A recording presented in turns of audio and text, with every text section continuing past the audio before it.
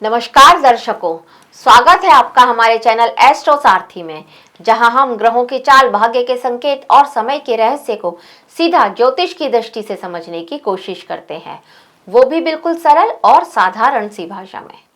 मैं आचार्य शिवी आप सभी का हार्दिक अभिनंदन करती हूँ।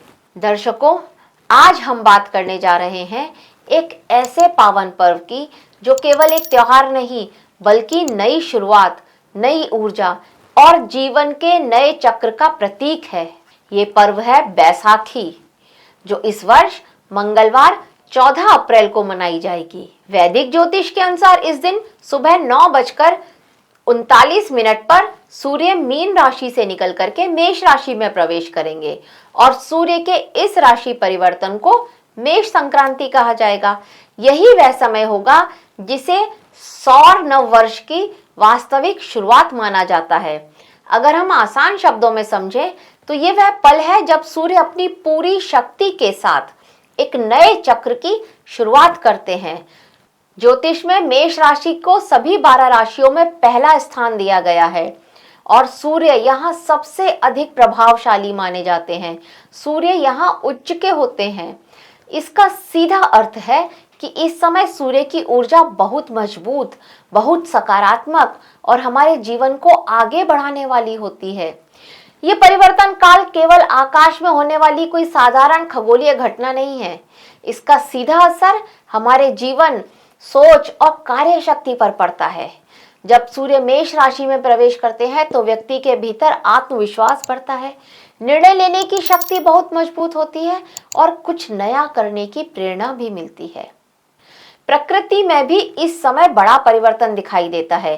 देखिए, सर्दी का प्रभाव धीरे धीरे समाप्त हो जाता है और गर्मी का आगमन शुरू हो जाता है। खेतों में गेहूं की फसल पककर तैयार हो जाती है और पेड़ों पर नई पत्तियां आने लगती हैं। चारों ओर जीवन का एक नया रूप दिखाई देता है।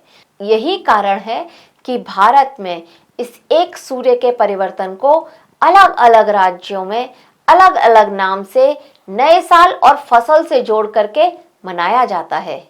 जैसे पंजाब में हम इसे बैसाखी कहते हैं, तो ओडिशा में इसको पना संक्रांति बोलते हैं, असम में रंगाली बिहू बोलते हैं और तमिलनाडु में पुथांडू बोलते हैं। केरल में विशु बोलते हैं और पश्चिम बंगाल में पोइला, बोईशाख।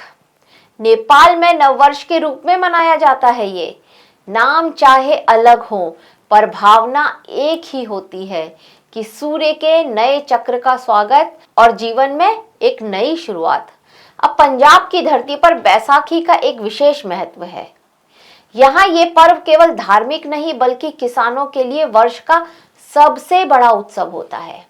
महीनों की कड़ी मेहनत के बाद जब खेतों में सुनहरी गेहूं की फसल लहलहाती है, तब किसान खुशी और संतोष के साथ बैसाखी मनाते हैं। ये त्योहार धरती माता, सूर्यदेव और प्रकृति के प्रति धन्यवाद व्यक्त करने का अवसर है। गांवों में घरों को सजाया जाएगा, ढोलों की थाप पर भंगड़ा गिद्दा किया जाता है। पूरा वातावरण खुशी और उत्साह से भरा होता है और बैसाखी हमें यही सिखाता है कि जीवन में कुछ भी हमें मिलता है उसके लिए आभार व्यक्त करना बहुत जरूरी होता है, उतना ही जरूरी जितना कि मेहनत करना। अब अगर हम धार्मिक दृष्टि से देखें तो ये बैसाखी का दिन है, ये बहुत महत्वपूर्ण है, खासकर सिख धर्म में। इसी दिन सिख देव के 10वें गुरु श्री गोविंद सिंह जी ने खालसा पंथ की स्थापना की थी। ये घटना केवल धार्मिक नहीं थी बल्कि समाज को नई दिशा देने वाली एक बहुत बड़ी क्रांति थी। गुरु गोविंद सिंह जी ने अन्याय, अत्याचार और जुल्म के खिलाफ खड़े होने का संदेश दिया। उन्होंने समानता, साहस और धर्म की रक्षा का मार्ग दिखाया था। खालसा पंथ की स्थापना के समय गुरुजी ने 5 प्यारे को अमृत पान कराया था और ये बताया था कि सभी मनुष्य समान हैं, चाहे उनकी जाति, वर्ग, जन्म कुछ भी हो। खालसा का अर्थ होता है शुद्ध और निष्कलंक।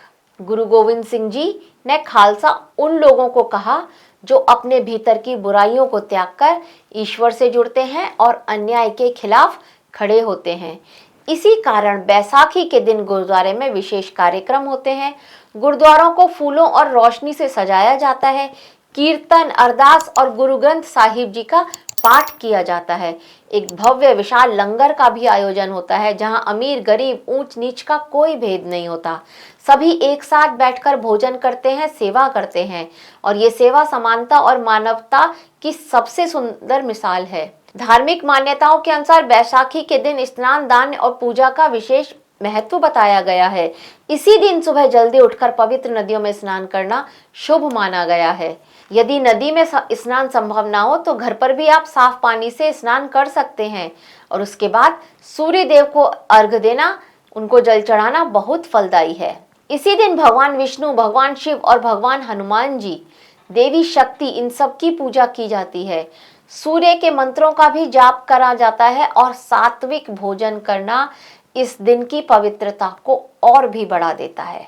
तो कहा जाता है कि इस दिन किए गए अच्छे कर्म पूरे वर्ष सकारात्मक फल देते हैं। परंपरा के अनुसार इस दिन मौसम के अनुसार दान किया जाता है, जैसे आम से बना हुआ पना, सत्तू, गुड़, खीरा, जल और अन्न का दान। बल्कि शरीर को गर्मी से बचाने की एक समझदारी भरी हुई परंपरा है। हमारे पूर्वजों ने त्योहारों को जीवन और विश्वास से जोड़कर बनाया था, और ज्योतिष की दृष्टि से ये समय मेहनती और कर्मशील लोगों के लिए बहुत अच्छा माना जाता है। ये समय आर्थिक स्थिरता, अन्न की वृद्धि और समाज में सहयोग की भावना को बढ़ाता है। ये हमें यह संदेश देता है कि आलस्य को छोड़कर अपने लक्ष्य की ओर आगे बढ़ना ही सफलता का रास्ता है। इस पावन दिन की शुरुआत स्नान से करनी चाहिए, मैं पहले ही बोल चुकी हूँ। इसके बाद आप पूजा की स्थल की अपनी सफाई करें, साफ स्वस्थ वस्त्र पहने, पूजा के समय तांबे का लोटा, जल, पुष्प, अक्षत, दीपक रखें, सूर्य देव को अर्घ्य दें, मन में श्रद्धा रखें और सूर्याय नमः का जाप करें।